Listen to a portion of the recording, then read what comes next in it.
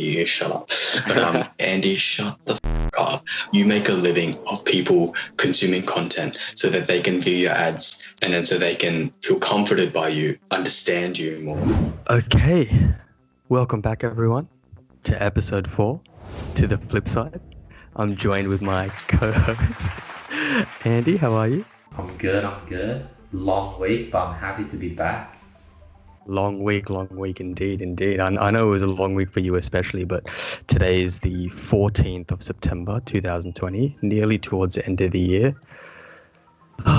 Absolutely flew. How was your week though? Did you get up to anything? Networking? Meeting a lot of people, doing a lot of work, but yeah, you're right. Time flies very, very fast. It's already September, which is insane. And like, COVID happened. Did it happen at the beginning of this year? Or did it happen like during March? When did it happen? COVID started like end of last year, but it wasn't as prevalent as it is now. And it slowly picked up and then it really hit early March. And that's when the game changed. It's insane. Like, I can't tell if time flew really fast or if it feels like we've been in COVID forever. It's been a weird year where I can't tell. I think looking back, I reckon time has flown really slowly for me. I've just done a lot within a small period of time, so it feels like it's forever. Like, for example, last week, dude, it felt like the week lasted forever. Like, I don't know why it just felt so long. And I think that's sort of what happens when you just cram a lot of things into your day. Like, when I was in San Francisco, days would feel long because we were just doing so much. We were like literally having time. We were making more out of the time we had, and it just felt like we were able to extend time. But yeah, time is going super fast. How's your year felt? Yeah, I completely get you in the sense that when you are constantly on your toes and doing something and like have something to keep your mind occupied, etc., it's really easy for time to go really fast. But I think for a majority of us that were stuck in quarantine, I mean for you, because you run everything practically online, right? So you got your business running online, etc. So it's easy for you to monitor that through online. So, you're always busy, but for us that were stuck in quarantine during that time, it was a bit hard. My camera, I am so angry. Why is it still frozen for you guys? Yeah, and then you're turning it off and on to reset it. Yeah, I know.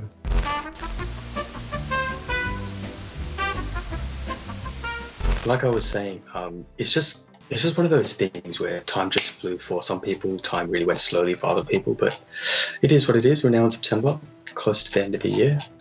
Any hopes for 2021? Dude, last quarter, I want to go hard this last quarter. Hopefully, 2021, I think that's when I really want to do. I want to be able to breathe and be like,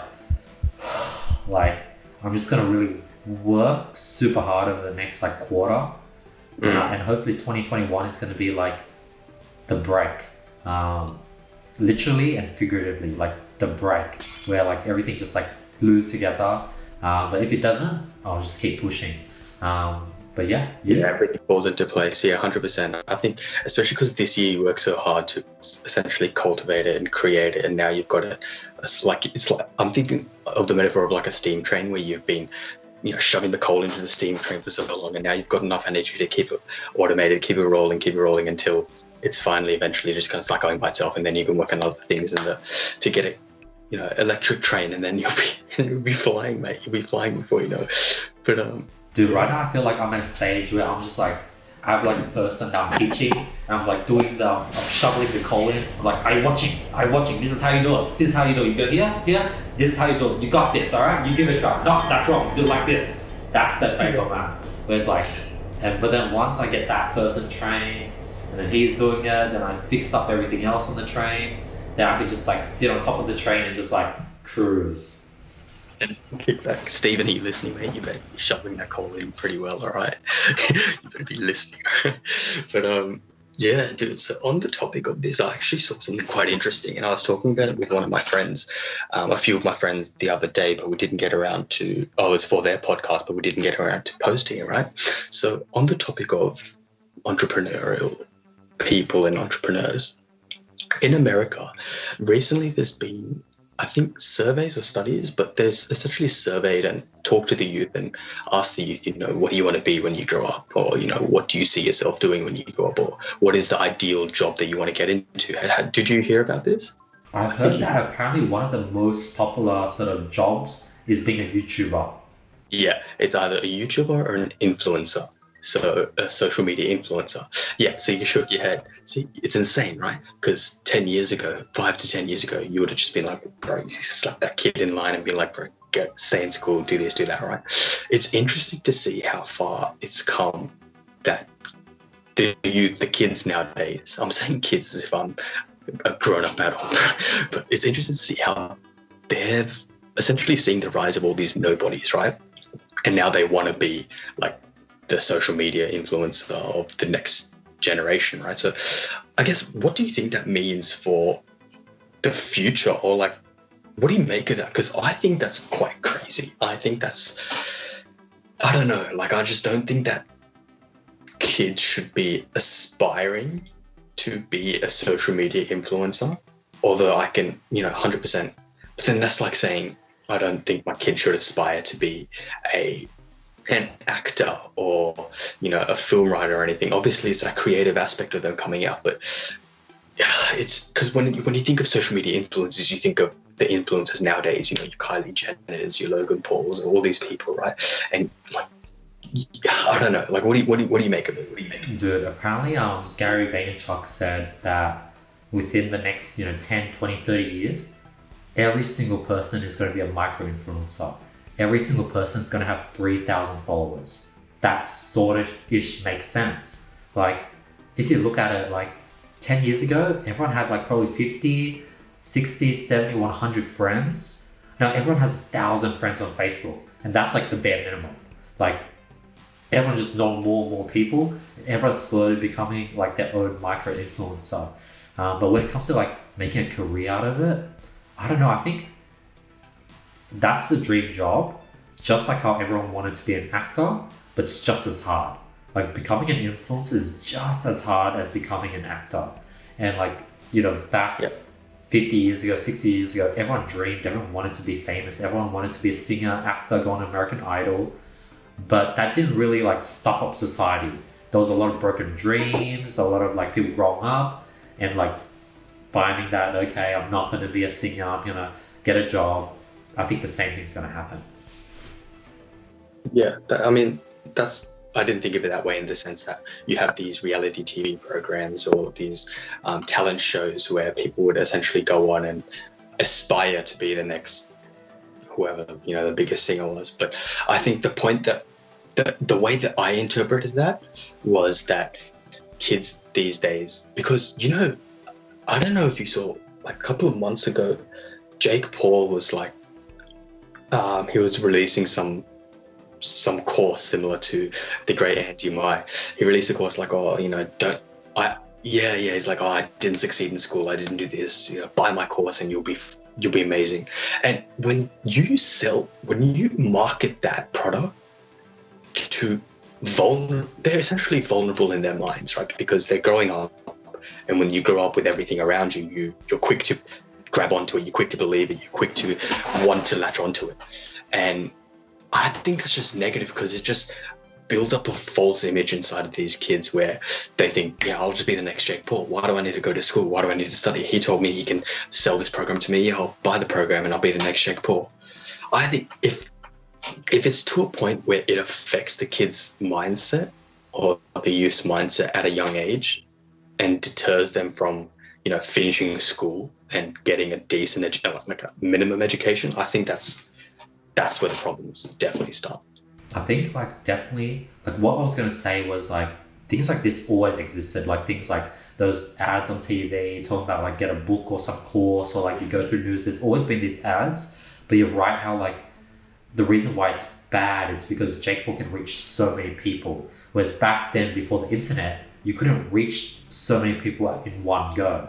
So right now people are given the power of social media to spread something that's false. So I do see how it's more amplified, but just like how that's amplified, all the good in the world is amplified. All the good courses, the people that are trying to help people, that's amplified at the same time.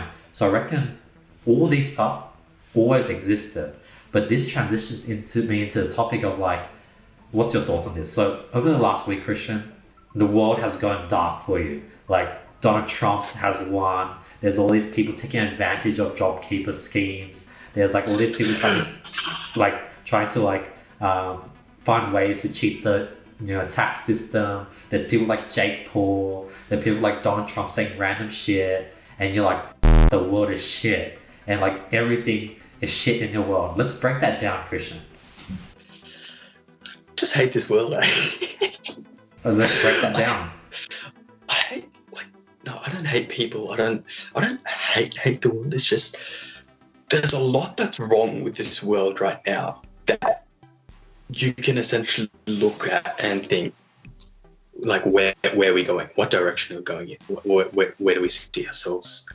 I mean, obviously, there's always these revolutions that would have happened way back when: industrial revolution, electrical revolution, internet age. We're in the information communication age. I don't know what we're in right now. Right? There's always been this revolution. I'm not saying, I don't even know if we're in a revolution right now, but like, there's just so many problems. You think that's so far into human evolution with racism, that one of the biggest things in the world is still pertinent. It's still everywhere you go.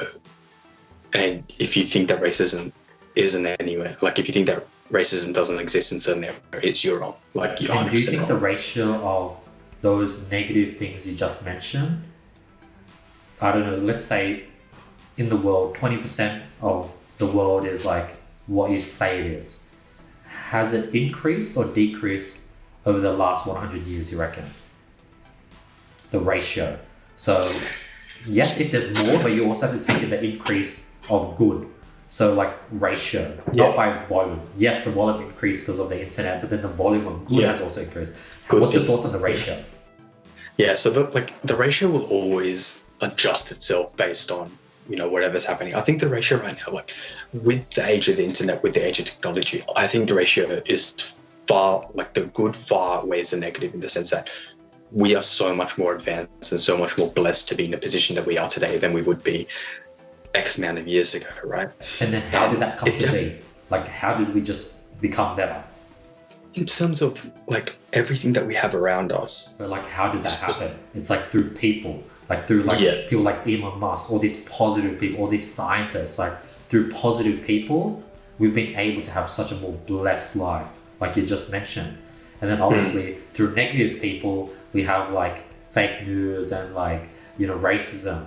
But then like this amazing lifestyle is due to all these unnamed positive people.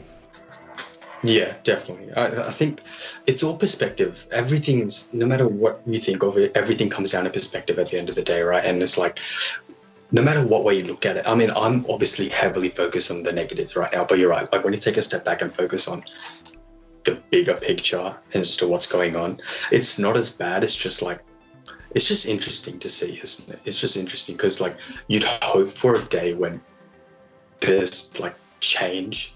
Like I'm just speaking from a point of racism. I'm just taking that out of a bucket full of bad things, right? Because that in itself has been like hundreds of years down the line, and it's still going on today. Do you think the ratio has increased or decreased? The level of it's ratio? definitely decreased. 100% decrease. 100% decrease in that small And field are of you racism. happy It's 100% that it's decreasing, or do you just want it to go to zero? And the fact that it's not going to zero, you're pissed.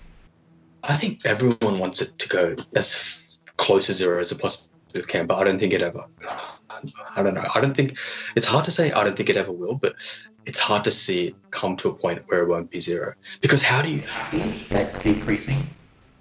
Yeah, it's definitely decreased a lot. But like, okay, for example, how do you eradicate something that was so ingrained into our past, and then slowly trickle down the generation and down the line to where we are today?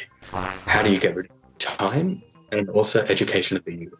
Back what I was saying, right? Okay, so when you have issues, just take it, issues that have been pertinent in the past and slowly just eventually getting less and less and less and less, but it's still coming down the generational tree. It's still coming down the grapevine, etc. Right?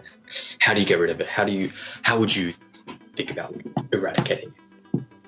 I think time, because I feel like the flywheel effect sort of kicks in, where like if 90% of people aren't racist, and the 10% of people that are racist, those 10% will start feeling out of place. Yeah. And then the next generation will be like 91% of people not racist and 9% of people who are racist. And that minority gets smaller and smaller. And when you become a minority, you sort of start getting phased out. And obviously you can accelerate the growth with campaigns, education, and sort of do more on top of what we're currently doing already. But like, I think pushing something that doesn't want to be pushed is so much harder than just giving it time. But at the same time, sometimes if your ambition is like really big, you need to be pushing it. For example, like all my goals, like for example, I want to help 1,000 students. I want to create 1,000 success stories. Now I know that if I just make a YouTube video every day, jump on mastermind calls, help my students, I could probably hit that goal easy in 5 years.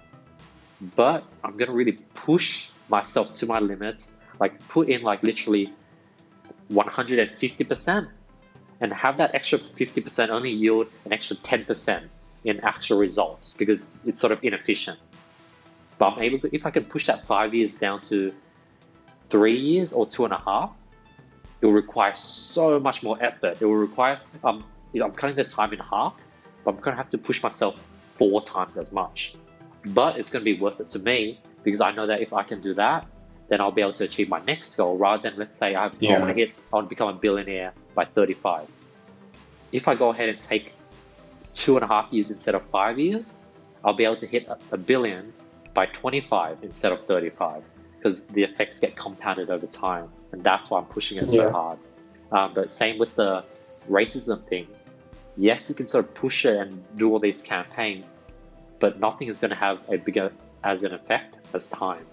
What's your thoughts? Yeah, no, definitely. I think when you put it in that sense, I mean, you can apply that logic to a lot of different things, right? Like you can say, we always go back to it, but Elon Musk, electrical cars and space exploration, time definitely would have brought those technologies and different things around to us, God knows how long.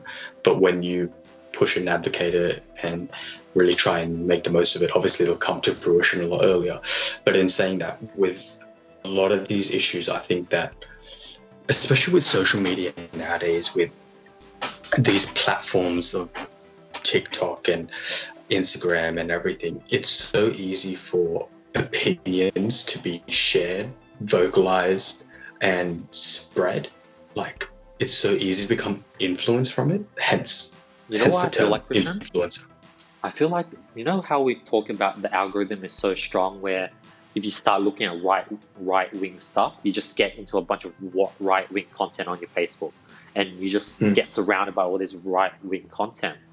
Based on like the topics that you talk about or the issues you bring up, Krishn, maybe you're like due to the algorithm, literally when you go on Instagram and Facebook, all you see is like shitty things and issues. What's your thoughts on that? Is that true? Like, what's your feed like? For me, no. My YouTube feed is literally all like stupid stuff. Like, okay, cool. UK YouTubers. I don't watch many American YouTubers, and then I watch a lot of soccer and stuff and football. So my Instagram feed is literally just all football content and just stupid memes, right? Like, it's just dumb. And, you know, Instagram released Reels. I didn't have TikTok before, but Reels, oh my God. I'm hooked. Exactly. It's good. Dude, it's gonna take over TikTok. Like, it's so good. Like, I think the first 1 or 2 days it will suck, but then the algorithm caught on and it knows what I like.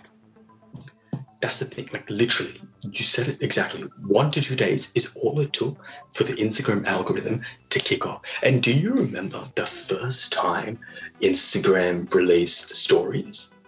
Yes. Dude, how many years ago was this? Everyone was shy as well. Yeah, everyone was shy, and it was so weird because, okay, when you thought of Instagram back then, you think of your favorite celebrities sharing the pictures, and you can connect with them a lot easier, right? People would have them on Snapchat, and it was quite interesting. But then you'd have two separate platforms where you follow your celebrities on when they post photos of what they're doing versus what they do in their day-to-day life. Instagram capitalized on that so hard. Saw exactly what Snapchat were doing. That was so, like, I don't think the foresight to do that. It's ruthless, because already you have these people looking at these celebrities or whoever you're looking at. You're looking at the photos they post, and if you have the same platform, you can view what they do on a day-to-day basis. Bro, that's it. It's dead. Dude, I'm actually surprised. Close friends just killed Snapchat. Like, I'm actually surprised people still use Snapchat to this day. I think the only thing Snapchat have going for them is the instant photo messaging, where you share a photo with someone and it essentially disappears within. I mean, that's literally the premise of what they were based around, right? They didn't have stories before either, but they were based on instant story messaging. And I think that's the reason why they're still going ahead. They're trying to keep alive by doing like different things like news and like having these Instagram stories from like media outlets, etc. But like it's crazy to think, like Reels is, but it's hard. Like I think TikTok will still operate parallel to Instagram, but like for me especially, someone who hasn't used TikTok before, having that platform now available on Instagram, where it's like I just go on the explore feed and just the first thing's there, and you just. Dude, you know what happened the other night?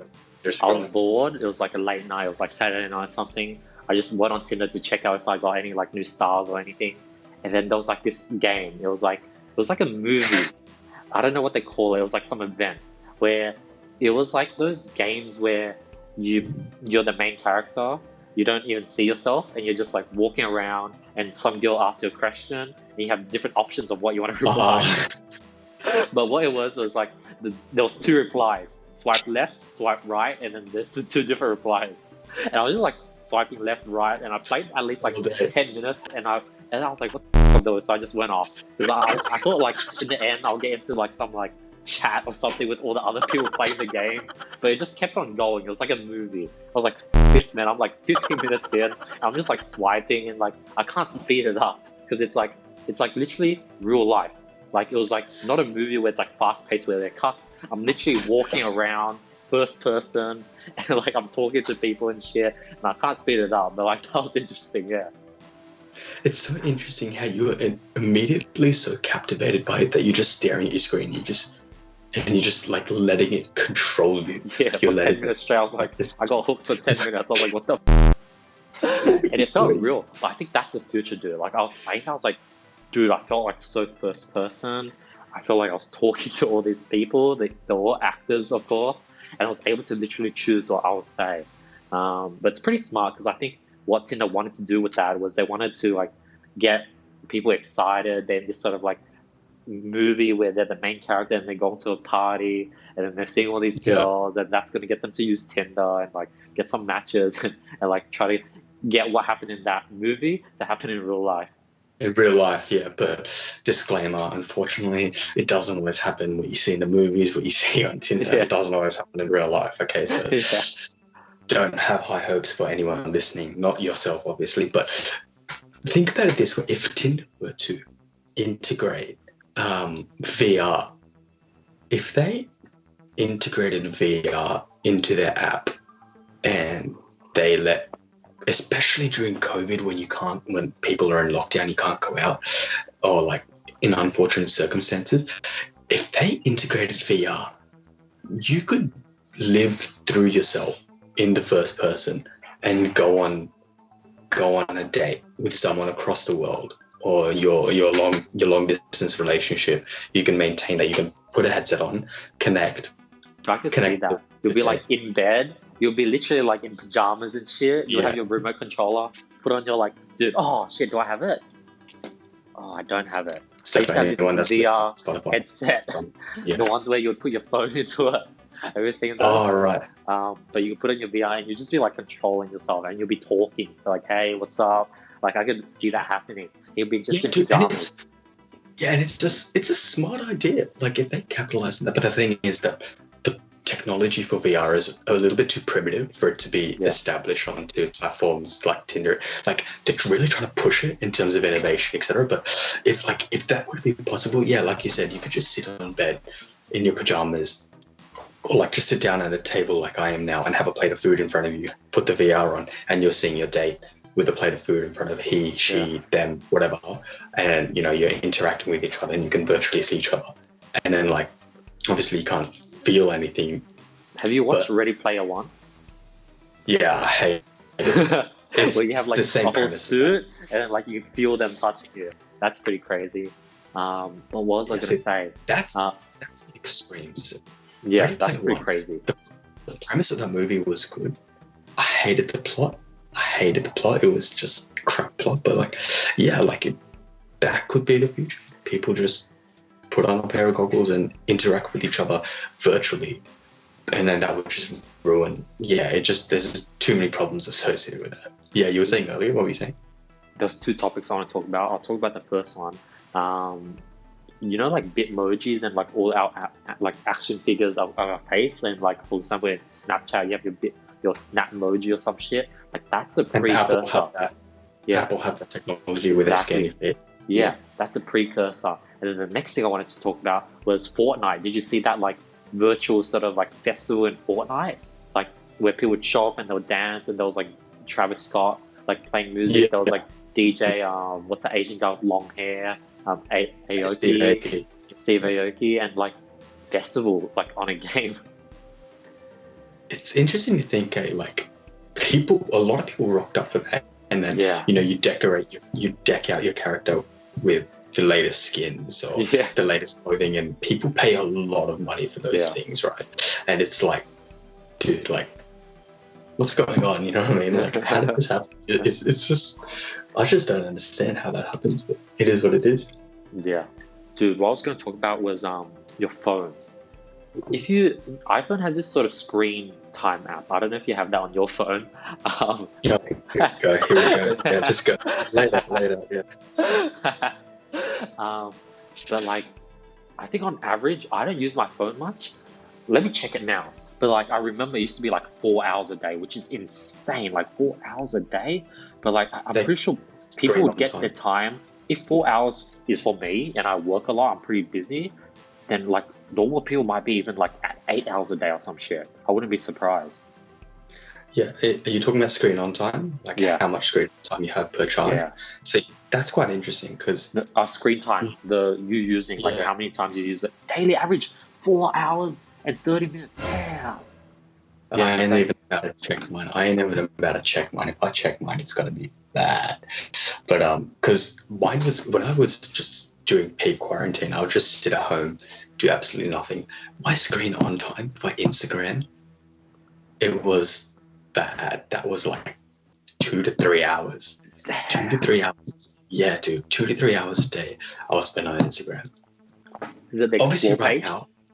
How do you use Instagram? Do you go explore page and do you click on sort of things that you like and you start scrolling down on that to get more content related to that thing? Sometimes, yeah. Because I feel it's very inclined to the person that's using it, right? So like me, if I see a cool post I see and explore, I'll click on that and then I'm interested in it, and then I'll just keep scrolling down because it's fed the way there. But if I'm not interested in that topic anymore, swipe away and then go into another one. That's how I use it. I realized how scary it is because like my explore page is completely different to yours, completely different to like say Kevin's, and like that just shows how much they know us.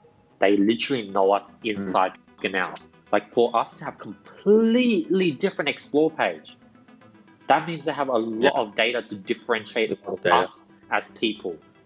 So they literally know us as people. And they're like a digital company, and they somehow know us as people, and we don't even talk to Instagram. Yeah, they just know. We don't talk. Well, obviously we talk through our microphones, right? And they obviously have a recording of have an archive of every story we've ever put up, etc. Like we can all access it, right? But it goes back into what we were saying in episode 2, where we're essentially, it is allowing these companies, it's subconsciously uploading ourselves onto these websites. Yeah. Facebook own Instagram, is that correct? Yes. So Facebook own Instagram. Facebook know exactly how you talk. They've seen every single conversation. Well, I'm saying they've seen as if they care about you. I guarantee you they don't care about you unless you're some. You know what I'm thinking? Over, like, if we use Instagram for, like, say 20 years, they'll have enough data on us to create like an NPC. You know, an in-game NPC where they have like a personality. Yeah. They'll have enough data to literally create like a pretty good replicate of our NPC, how we'll talk, our accent, what we'll be looking at, what type of clothing we'd wear, because we upload everything. Not pretty good. They'd have us. And like over a period of time, it gets more and more accurate as we just give them more and more data. That's the thing. And as our what I was going to say was they're just creating more options to give us to upload data. For example, before it was just text. Now it could upload images. Now it could upload videos. Now it could upload our day-to-day. Now it could upload our live tweets, our live thoughts. And like they're just giving more and more options for us to just like give ourselves away. Eventually they'll be asking us to leave voice memos. Like literally this might be a thing. I'm predicting it now. The next thing is we can upload just like voice memos, like of our thoughts. Like rather than tweeting, you just leave like a 15-second voice memo. It's like, you know, I reckon money should go on trees because if that's the case, life would be better. And that'll be like a post on Instagram. Like I think that's the next thing. So going back into what you said just then before, so like what you're saying about in 10 years, Instagram, the data that they have is essentially compounded on us. Dude, they have us. Like, there's no denying it. They have us. They know exactly what I like. My preferences, your preferences, Kevin's preferences. Side note, Kevin's preferences. We know Kevin's preferences. We know. Like, I'm like, yeah, we know. Our feeds are so different, and that's when everything clicked. I was like, holy shit, they're that smart. The fact that our feeds are so different, they literally know us as people. But continue. Yeah, so they know us as people, right? And then as we're going to keep growing with Instagram. I don't see Instagram dying anytime soon. They have smashed it and they will continue to smash it because they're smart. They see what's performing. They're like, yeah, sweet. Let's snap that. Let's implement that. Let's take that, right? And with Reels as well, they have your preferences for Reels. They have your preferences for your Explore page. They already see what posts you follow. They can predict what sort of posts you will like based on your recent interactions, based on your current followers, and based on the people you follow as well. And then it makes it so easy for them to predict it for you. And then it's like, okay, so Facebook control Instagram. So Facebook already have all the data of every single conversation, every single post I've ever made in my life. Facebook now own Instagram, where they essentially have my lifestyle, my life preferences, my interests, my dislikes, this, that. And then, like you said earlier, Twitter, right? So Twitter is an interesting one because that's where you're essentially uploading your subconscious in the form of thoughts, tweets. Thoughts, yeah. The reason why I think voice memos will take a little bit longer to become a thing and implement in the future is because the way Twitter succeeds right now is it's fast, it's easy, it's snappy, it's simple, it's convenient. People go on Twitter, they read the thoughts and they just keep scrolling. They keep scrolling. Or they see a comment, they keep scrolling. For voice memos, it'll be a little bit different. I can completely see it happening where, because it's more of a human interaction with you and your favorite celebrities by, you know, you picking up your phone, you connecting your headphones, and then you listen to your favorite celebrity talking to you by the subconscious, right? So it's interesting seeing them type out what they do, but then when you hear them say, it's kind of more intimate, and then you feel a little bit close and connected. I can definitely see it happening. Not right now, but I can see it happening. But yeah, it's just mental to think. You know what's crazy? Like predictions.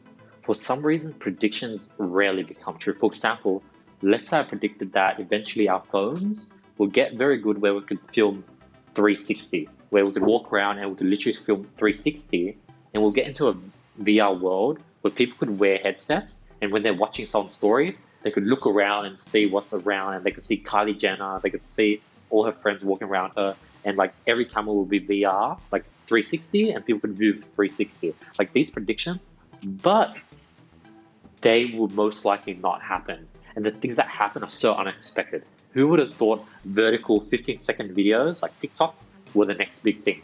That's impossible to predict. That's definitely possible, especially when VR has been in the game for a while. They've been in the game for a long time now, a lot longer than TikTok has been around. But yeah, dude, imagine chucking on your VR headset and then you following Kylie Jenner around for a day, or you following whoever you follow on Instagram. Like, dude, that'd be pretty sick. I'm not gonna lie. Like, I'd want to try that.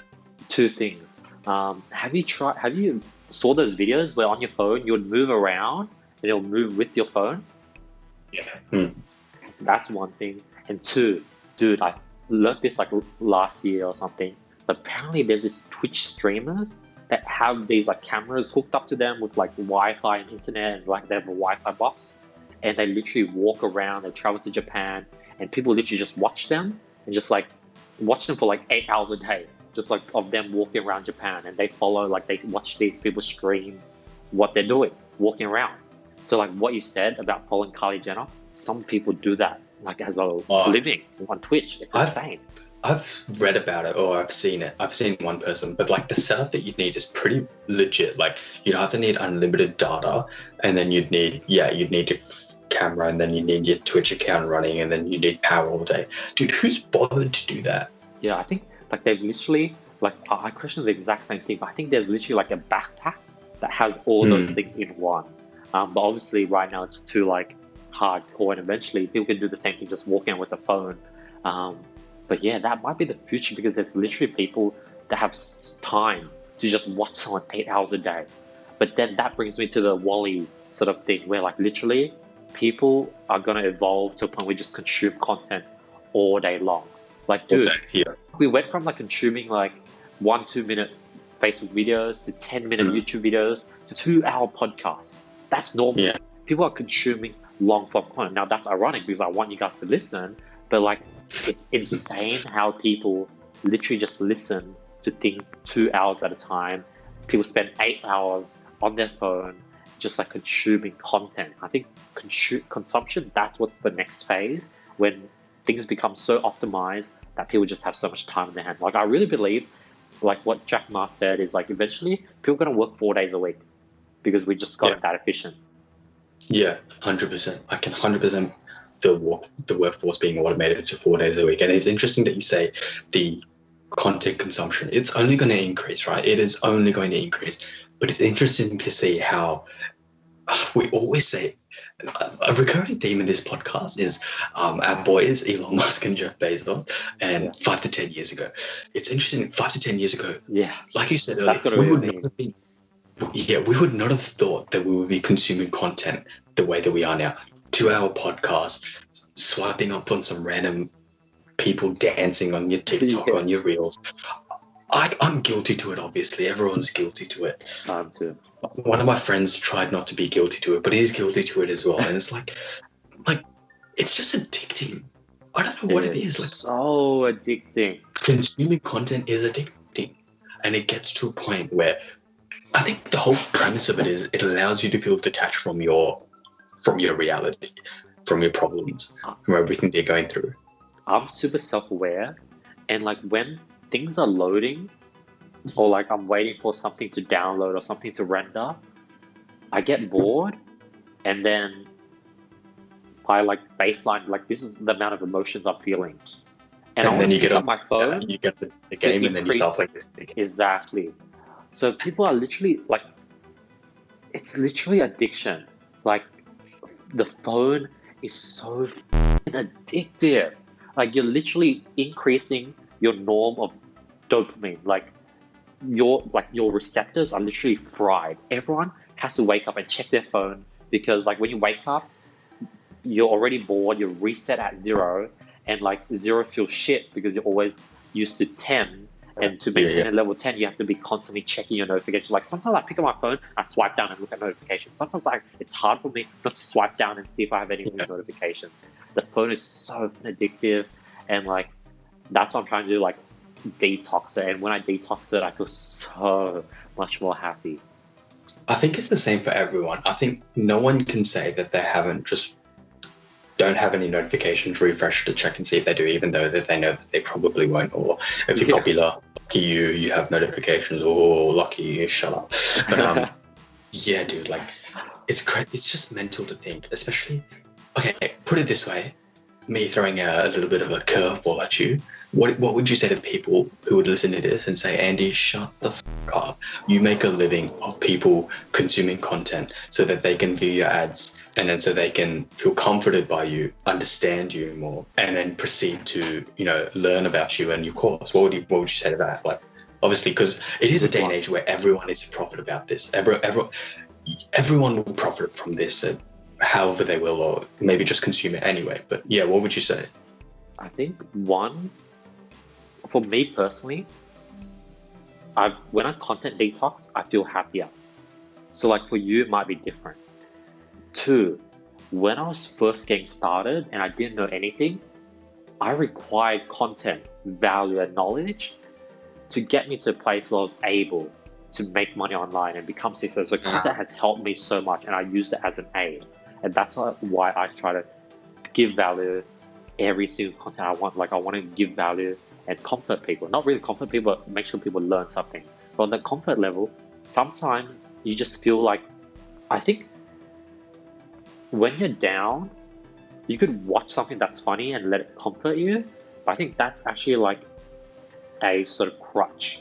So I think the better thing to do is literally just like do nothing and just really sit with your thoughts. Now that's very difficult.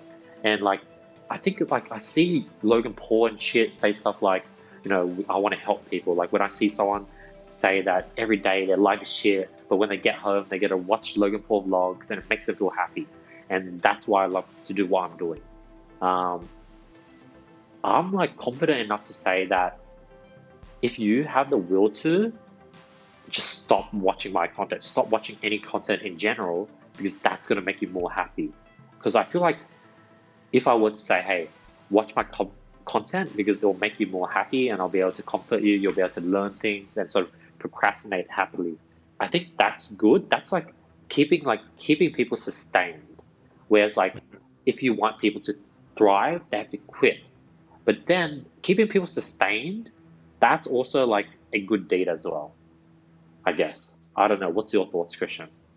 I think there's no real wrong answer or the wrong way of going about it, because like I said, everyone consumes content differently and for different purposes and reasons. And mine is literally just time kill and just kill my mind. Like I just want to get into a state where I'm just not conscious.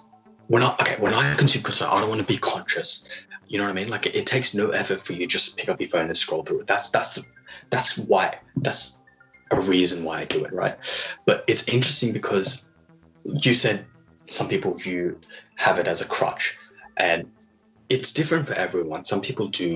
Like for me, I'd watch content as a crutch, because like shit day, just go home, watch some YouTube, feel a little bit better, and it works. It 100% works. Yeah. Like everyone has favorite YouTubers, favorite content creators that they can go home to after a crap day, a long day, sit down, listen to your favorite podcast, shout out, listen to whoever, read whatever, watch whatever, and it'll just make you feel better. You feel in a better mood immediately. And yeah, people use it as a crutch, and some people can be productive and use it for bigger and better things like yourself. But yeah, it's just one of those things where it's dependent and unique on each individual person. And like, it's modern society. Like if you are able to, I think especially the content that you put out is completely educational and everything. So, you can just say, I provide value no matter what happens, and people can learn from me. And I think that's something to hold your head up high about.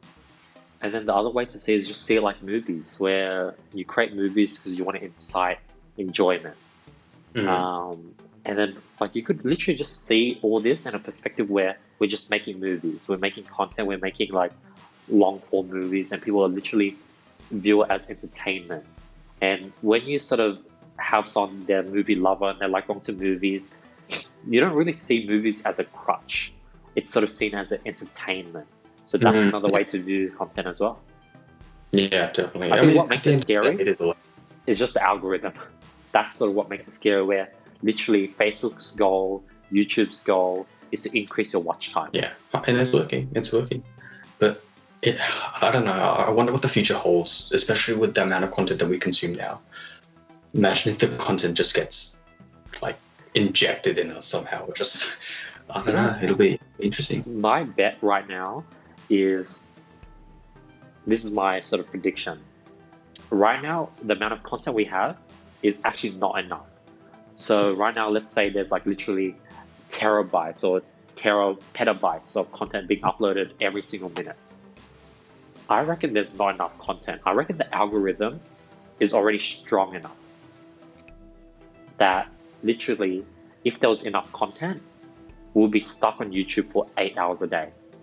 And as I'm saying this, I'm having a light bulb moment. Imagine TikTok or Instagram Reels, bring those 15-second videos to 15 minutes. And you're just constantly watching one video after the next, and each next video is exactly relevant to exactly what you want and exactly to who you are. But right now, there isn't enough content. Like literally, you go through your home feed and there's a lot of shit that you don't want to click on because they just don't have enough content to give you. So I reckon we're actually in the freaking gold age of pushing out content, because in like 10, 30, 50, 60, 70 years, it's going to be so saturated. So when people say YouTube is saturated, I actually think it's highly undersaturated, because YouTube isn't able to create what TikTok is being able to create. Like TikTok, you're just stuck on it forever and just a bunch of highly relevant stuff. That isn't happening on Google yet or YouTube yet, not because the algorithm is weaker, it's just because there's not enough content being produced. So I think eventually what we're performing on TikTok and Instagram Reels or Instagram Explore page is going to happen on YouTube. But like what we spend 15 seconds, we'll be spending 15 minutes after 15 minutes after 15 minutes. And that's when it gets really scary. That's interesting, especially because at the moment, I don't think it'll work, because TikTok and Instagram Reels thrive on is the attention span of its average content consumer. 15 to 30 seconds, finish, bang, move on. But it's actually really interesting, because when you finish, like YouTube tried it with like an autoplay, and they have the next suggestion that comes on. It is something similar to that, but it's more so that like when you're watching, like you're right, I actually, now that I'm thinking about it more, it's actually a good idea. Like when you're watching something. Where like YouTube, sometimes the content is shit that like it doesn't retain people, but then those videos get buried. And like eventually there's only like, to thrive on YouTube, you have to create like crazy 4-minute and 20-second David Dobrik vlogs where their retention is 100%. And like eventually people are just going to be so good at creating good content where like you'll just be stuck. And like the hook is so good, the recommendation for the next video is just another good video, and it just creates this viral. So I think what I'm predicting is actually going to take a long time, because not only do we need more content on YouTube, but we need more high quality content that is just so bang, bang, bang, bang, bang, that keeps people's retention high. So it's going to take a while. That just shows that YouTube is still like very early. Like if you want to be a YouTuber, now's the best time. It's funny how we've gone full circle. We started off the podcast saying the youth are potentially like, you know, being drawn into a false reality. Now we're saying be a YouTuber. It's crazy, isn't it? Because the world's continuously evolving. Everything is continuously changing. And like, I think YouTube will continue to dominate. There's no way they can't. But it'd be interesting to see if they just had a feature where you just automatically just keep, just like it just makes video, because it can work. It will work. There was this freaking, I was scrolling through YouTube, and there was this section called short videos. And it was literally under 60-second videos, and it was exactly like TikTok. They're implementing it right now. They're trying to copy TikTok right now, and they're just literally scrolling all their short videos, because YouTube has a ton of cat short, like under 20-second videos, and they have more data than TikTok. And I saw it once and I didn't see it again, because they do A/B testing where they just like send it out to like 20 people and see how it performs. But that's in the works. So I'm excited to see how Google competes. It'll be interesting, definitely be interesting, but everything will keep changing. I just want to see what happens. It'll be interesting. But yeah, what do you think? Now we've hit it up as a wrap. It's been 50 minutes already. I think we'll call it there, because if we keep going, then we won't have enough content for you guys for next episodes. But another episode, another day. Done. Thank you so much, guys, for watching. Hopefully, you guys enjoyed it. I think this is a pretty good episode. I don't know, like I think we went heavy into like one topic again, which was content. Yeah. And last episode was politics. I'm excited to see what's everyone's feedback on that. That's going to come out in 2 days. Just going to see what's everyone's thoughts on the political episode. But yeah, thank you so much for listening. I really appreciate it. If you guys are like literally giving this much of your time and you're listening to it, and I just want to say thank you so much. I really appreciate the support. Please hit me up. Please hit Krishn up and give us your feedback. And yeah, thank you so much for the support. I really appreciate it. Appreciate it, guys. Thank you so much. Appreciate it. Peace.